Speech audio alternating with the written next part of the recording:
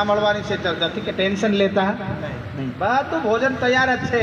આ બ્રહ્મ ભોજન આપણી આત્મા આપણા જીવ ખાશે, એના પછી આપણા શરીરને ભોજન મળશે। હવે અહીંયા ટેન્શનમાં ભાઈ મહાદેવ વિષ્ણુ ભગવાનને પૂછે છે કે પારનો રસ્તો અમને બતાવો। હવે વિષ્ણુ ભગવાન ટેન્શનમાં બોલ્યા બધું જ માંગી લો, બાકી પારનો રસ્તો પૂછતા આ બ્રહ્માંડના પરેની વાટ મને પૂછતા નહીં દેવ।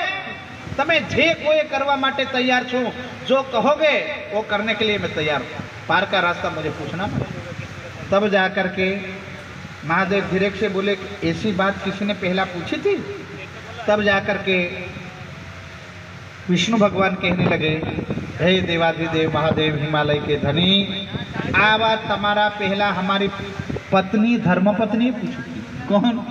माँ लक्ष्मी पूछी थी, और 7 कल्पान तपस्या की थी, पर मैंने बताया नहीं। और बीजा नंबर में महादेव आप देवाधिदेव आए हो, तो उन्होंने कह दिया कि दूसरे भी ब्रह्मांड है, पर मैं पार की बात अभी बता सकता नहीं हूँ। कि दूसरे ब्रह्मांड कैसे है?